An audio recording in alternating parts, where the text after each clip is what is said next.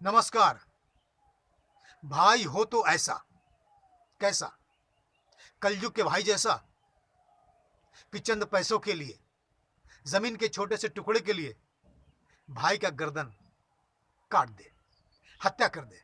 ऐसा भाई नहीं। भाई हो तो ऐसा जो भाई के लिए अपने जीवन का सारा सुख त्याग दे।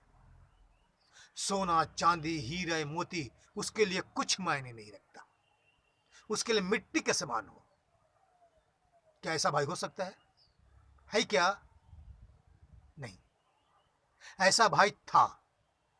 वो कौन थे? वो थे लक्ष्मण। जंगल जाने की सजा तो भगवान राम को मिला। वो 14 साल के लिए वन में जा रहे थे, लेकिन लक्ष्मण क्या बोले? भैया मैं भी आपके साथ चलूंगा। क्यों भाई लक्ष्मण, तुम क्यों जाओगे? तुम इस राजमहल में रहो, राजमहल का सुख भोगो। जंगल में बहुत ही कष्ट है, बहुत ही तकलीफ है, और सजा मुझे मिली है, तुम क्यों जाओगे? लक्ष्मण क्या बोले? भैया मैं आपके बगैर जी नहीं सकता। मेरी आत्मा तो आप में बसती है। जब आत्मा ही चला जाएगा, शरीर रह कर क्या होगा? इसलिए मैं आपके साथ चलूंगा। देखिए भाई का प्रेम देखिए, उसकी ऊंचाई देखिए, प्रेम की प्रकाष्ठा देखिए। वो क्या बोलते हैं? भैया ये राजमहल का सारा सुख मेरे लिए तुच्छ है, कुछ नहीं। और वो भगवान राम के साथ चल दिए।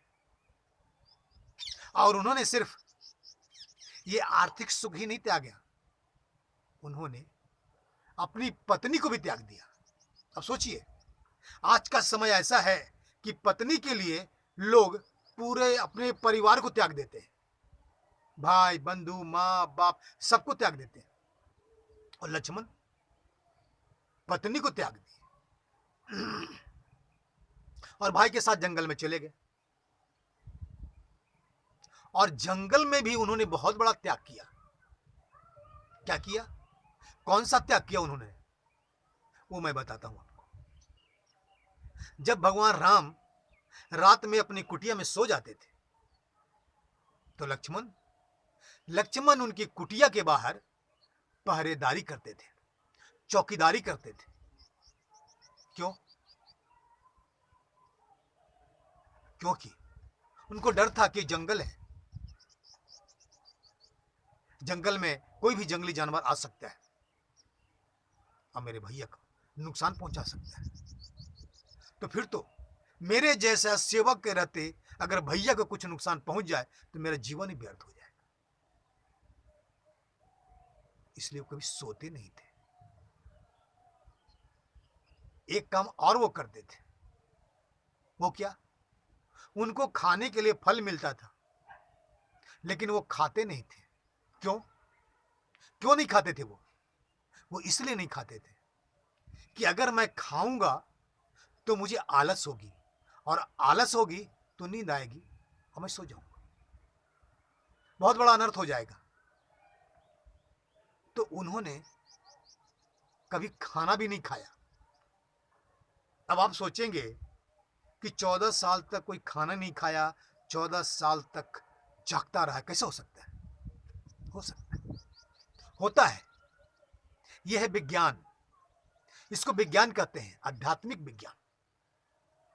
लक्ष्मण के पास आध्यात्मिक शक्ति था, और ऐसी शक्ति को जब चाहे, जितना दिन तक चाहे, न खा सकते हैं न सो सकते हैं, लेकिन कुछ नहीं होगा।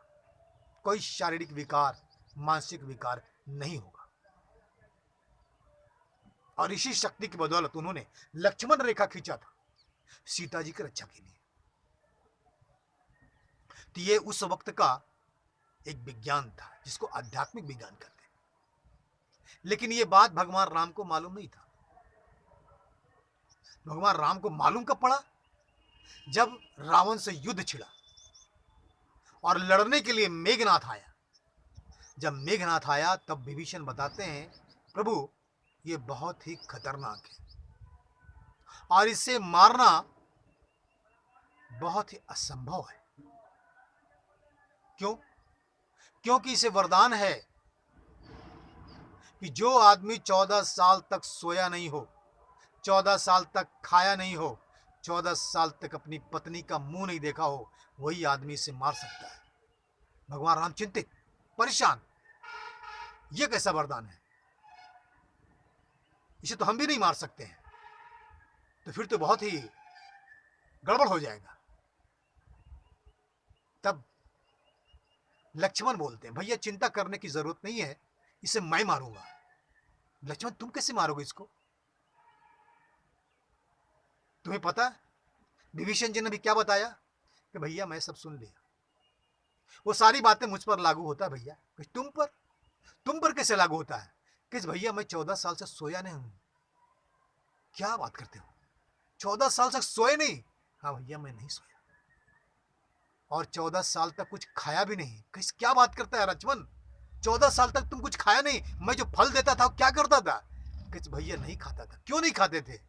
तो उसने बताया, खाऊंगा तो आलस आएगी, आलस आएगी तो मुझे नींद आ जाएगी, मैं सो जाऊंगा, इस जंगल में कोई जानवर आकर आपको नुकसान कर देगा तो मेरा जीवन ही व्यर्थ हो जाएगा भैया। इसलिए मैं कभी सोया नहीं और कभी खाया नहीं। ओह, भगवान राम इतने गदगद हो गए, उनको गले से लगा लिया। लक्ष्मण, तुम जैसा भाई इस युग में क्या, किसी भी युग में शायद पैदा नहीं होगा, जो अपने भाई के लिए इतना त्याग करता है, इतना बड़ा त्याग।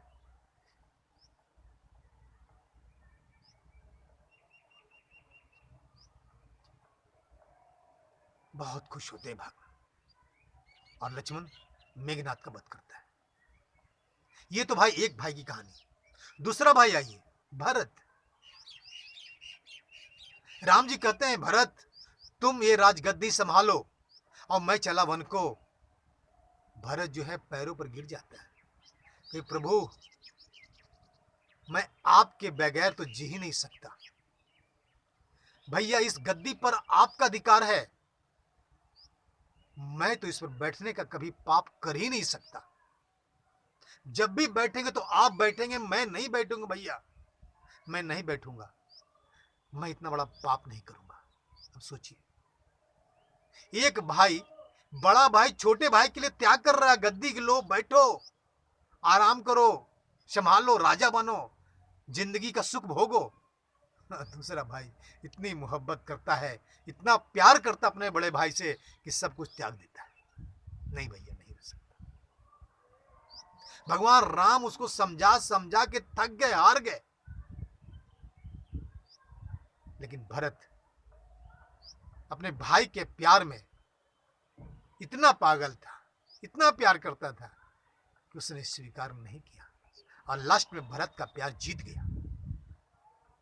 उसने कहा भैया आप नहीं बैठ सकते हैं तो आपका खड़ाऊं दे दीजिए, आपका ये चरण पादुका मुझे दे दीजिए, मैं इसे गद्दी पर रख लूंगा और समझूंगा यही मेरे भैया है, और जब तक आप लौट के नहीं आएंगे तब तक मैं इन्हें प्रणाम करके एक सेवक की तरह राज्य काज संभालूंगा। क्या भाइयों का प्रेम है, ऐसा प्रेम, इतना बड़ा त्याग भाई के लिए। भगवान रामचंद्र भरत के इस प्यार के आगे हार जाते हैं, अपना खड़ाऊं दे देते हैं। और आगे देखिए, भरत खड़ाऊं को रखकर गद्दी पर महल त्याग देते हैं। क्या बोलते? जब मेरे भैया जंगल में रहते हैं और जमीन पर सोते हैं तो मैं यहां महल में गद्दों पर कैसे सोऊंगा भाई? मेरे भैया इतना कष्ट सहेंगे तो मैं भी कष्ट सहूंगा। हाय रे प्रेम, भाई का प्रेम देखिए, क्या प्रेम है, इतना प्रेम कि मेरे भाई जंगल में जमीन पर सोते हैं तो मैं भी जमीन पर सोऊंगा, महल रहते हुए। और वो सरजू नदी के किनारे एक कुटिया बनवा लेते हैं भरत। कुटिया में एक गड्ढा खुदवाते हैं जमीन के नीचे। क्यों? कि भैया मेरे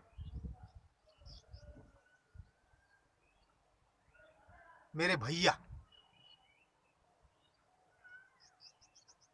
जमीन पर सोएंगे और मैं गड्ढा बनाकर सोऊंगा। और इस तरह भरत जो है अपने भाई के प्यार में इतने पागल